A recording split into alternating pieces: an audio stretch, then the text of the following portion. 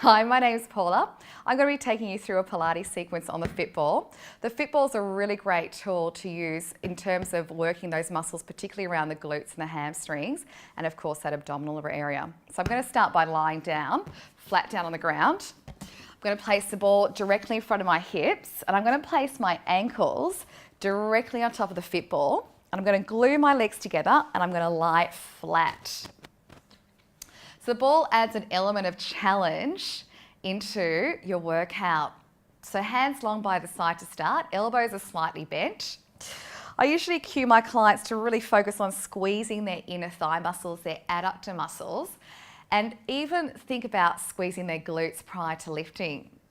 So I always tell my clients to think about a little credit card shoved between their bottom, and they just want to try and keep that credit card glued into their butt cheeks. Sometimes you want to visualize 3 or 5 credit cards just to make it a little bit more. So we start by keeping the arms long by the side, elbows are slightly bent. We start by taking a big full breath in through the nose.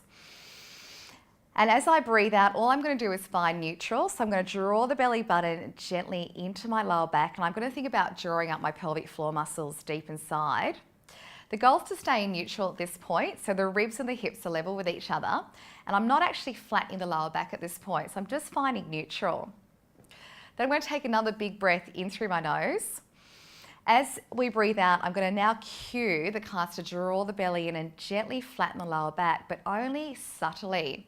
Then you want to squeeze the glute muscles fairly firmly, and then from there you want to start to pick the hip bones up. And you're lifting the hip bones through the glutes, the butt muscles. And this is where that really great credit card visual comes into play. So you want to squeeze those credit cards and also visualize a little towel or a squishy ball squished between the inner thighs. So you've got those inner thighs working, glutes are working, and of course those all important hamstring muscles. Things to look out for is to avoid pressing into the arms. You want to try and relax the upper body and focus more so from the belly down to the feet. So it's a really nice idea to hold it there for about 2 to 3 breaths and then peel it back down smoothly back to the starting position. And you return back to a neutral position where the ribs and the hips are level. So I'm going to do it again. Big full breath in through the nose. I'm going to breathe out gently, engage the deep pelvic floor muscles. I'm going to draw the belly in and subtly flatten the lower back, squeeze the butt, the glutes, and then pick up the hip bones. And I'm going to hold it there. So also look out for flaring ribs. So I always want to try and keep my clients' ribs in line with the hips. So I always tell my clients to imagine the ribs are like a fountain, just flicking down like water, connecting those 2 points.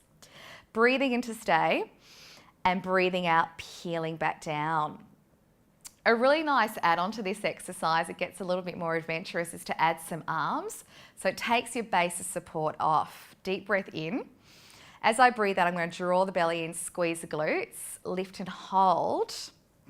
And it's probably a sensible idea to start with one arm. So we're going to start with the right arm. It's an inhale to lift, trying to stay stable and still. And an exhale to lower. So you really now start challenging these side oblique muscles. Other arm rises, breath in, breath out to lower. It's a nice way just to hold at that point, breathing in and breathing out, peeling back down. And a really nice cue for that is just to peel down bone by bone and then return to neutral. So if your clients or your class feel completely comfortable with single arms, you can then add double arms. Breath in. This one gets a little bit scary. Drawing the belly in, squeezing the glutes, picking up the hip bones, and I'm going to hold it. So I really need to focus especially on those glutes. I'm going to squeeze those inner thighs. I'm going to take both arms up to ceiling. Inhaling to hold. Exhale to lower.